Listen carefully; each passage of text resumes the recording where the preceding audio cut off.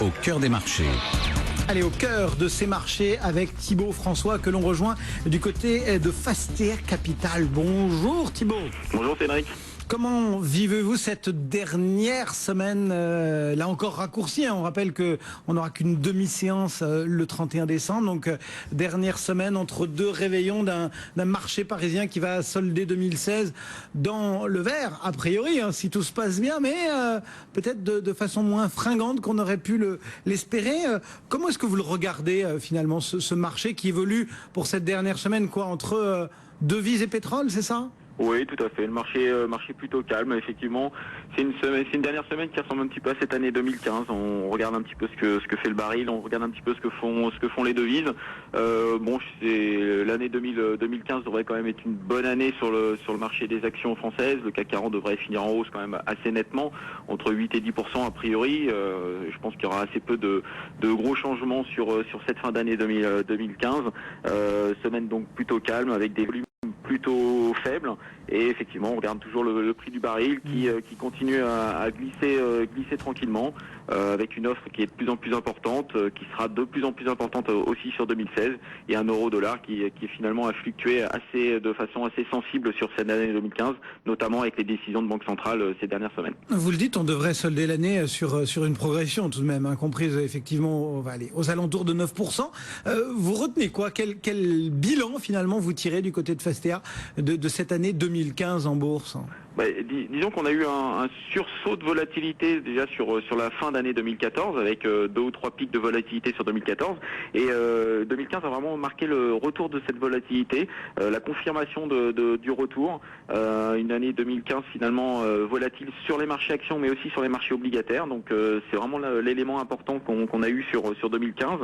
L'année 2015 aussi s'est soldée par une croissance finalement assez solide de la croissance américaine, et notamment avec l'impact de la première hausse de taux sur cette année. C'est la première fois depuis 2006 en fait qu'on voit une hausse des taux sur le marché américain. Donc c'est plutôt encourageant et ça confirme la solidité de la reprise américaine. Et puis bien sûr on peut pas parler de l'année 2015 sans parler du pétrole. Le pétrole qui a encore fortement baissé sur cette année 2015, qui a envoyé au tapis la plupart des valeurs sensibles aux matières premières, au pétrole notamment. Donc toutes les parapétrolières, toutes les utilities aussi sont parties à la casse, les ING, les EDF, les Arcelor aussi sur les matières premières. Donc c'est un petit peu le bilan 2015 sur cette année sur les actions. Justement, quelles sont les perspectives maintenant que vous dressez du côté de 2016? Comment sentez-vous le marché? Et puis, est-ce que faute d'une lettre au Père Noël, c'est un peu passé, mais vous avez une wish list, une to-do list pour 2016? Écoutez, les éléments de 2015, donc la volatilité, la croissance américaine solide, le pétrole, il faut aussi voir l'aspect positif de ces différents éléments. La volatilité, c'est pas forcément que du négatif. La volatilité, ça veut dire aussi qu'à certains moments, on va se retrouver avec des cours de bourse qui sont complètement décorrélés de la réalité par rapport aux perspectives, par rapport aux fondamentaux des entreprises. Donc à nous aussi de profiter de cette volatilité qui est importante pour se positionner sur certaines valeurs.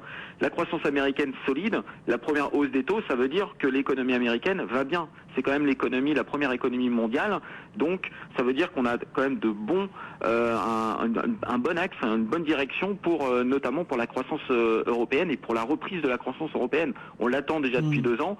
On s'attend à ce que la croissance européenne soit importante sur 2016, et donc c'est plutôt favorable aussi sur les actions. La baisse du pétrole, il ne faut pas oublier que la baisse du pétrole, ça va aussi relancer la consommation partout dans le monde sur 2016. La consommation risque d'être le moteur de la croissance pour l'année 2016, et ça c'est quand même des éléments extrêmement positifs. Donc avec des taux bas qui continuent à être très très bas, même si la Fed a remonté ses taux dernièrement, c'est vrai qu'on s'attend plutôt à une bonne année 2016, notamment sur les actions, sachant que la thématique de 2016 va toujours être de rechercher du rendement, sachant que la partie obligataire est assez compliquée en ce moment. Est-ce que vous imaginez, Thibault, que les flux de gestion... On va retrouver Jean-Louis Cussac dans un instant, et Jean-Louis, depuis des mois, des semaines, nous dit mais il n'y a pas de flux de gestion, ce sont les algorithmes qui travaillent, c'est un marché excessivement technique. Est-ce que, selon vous qui êtes, Thibault, vraiment un gérant stock picker qui étudie les entreprises les unes après les autres, est-ce que vous pensez que va y avoir de la conviction qui va revenir? Est-ce que les gestions value qui étudient vraiment les valeurs vont revenir sur le devant pour animer aussi un petit peu ce marché, ou est-ce que l'algorithmique va rester finalement un des grands gagnants aussi des mois qui viennent? On l'espère. Effectivement, les flux pour l'instant ne sont pas revenus sur... les investisseurs finaux ne sont finalement pas revenus. C'est les particuliers qui ne sont pas forcément revenus aujourd'hui.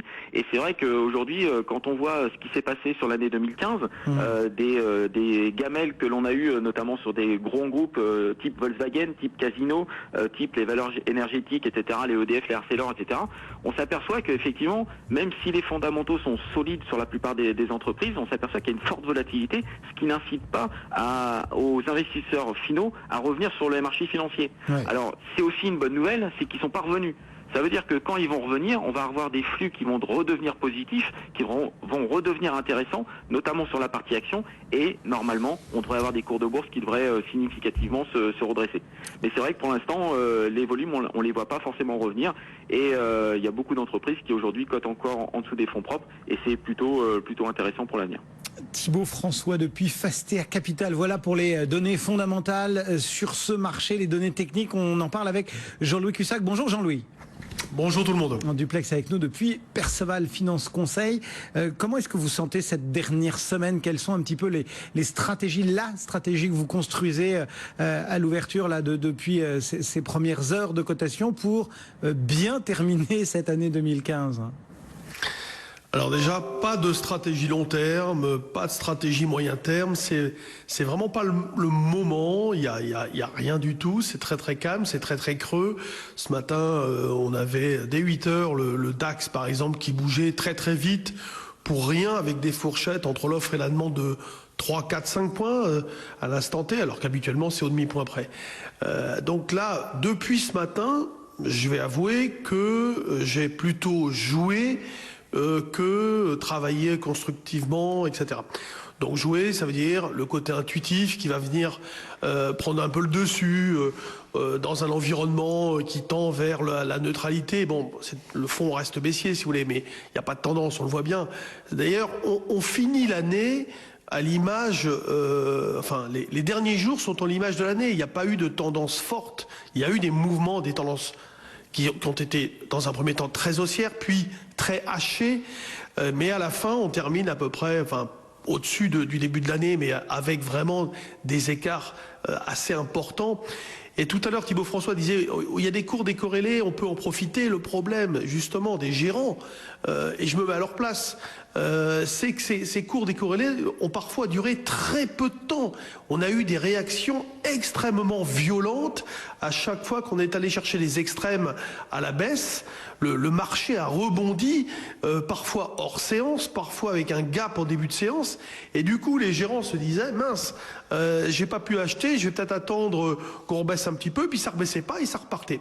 Donc on a eu une année 2015 incroyable. Et ces derniers jours, si vous voulez, sont un peu à l'image de cette année. Il y a beaucoup de confusion, pas de ligne directrice, pas d'idées fortes. Donc voilà, on est plus on expédie les affaires courantes. Tant qu'on est en dessous, si vous voulez, de 4765, moi je garde un biais baissier. Pour autant, je ne parie pas sur une forte baisse des marchés. Tant qu'on est au-dessus de 4610 pour aujourd'hui, on est un peu à l'abri du danger immédiat. Voilà. Un petit mot aussi sur l'eurodoll, Jean-Louis. 1,0977, on n'est pas si loin du $10. On est carrément dans l'autre sens par rapport à toutes les attentes qu'on avait évoquées durant ces derniers mois aussi. Beaucoup avaient commencé l'année en nous parlant de la parité, 1 pour 1. Et vous avez remarqué encore, la dernière fois qu'on a fait le point bas, on a entendu, ça y est, cette fois-ci on y va. Et depuis ce jour-là, depuis le jour où Goldman Sachs a dit on va y aller, on est remonté. Et moi, c'est exactement le message que je vous avais dit en temps réel.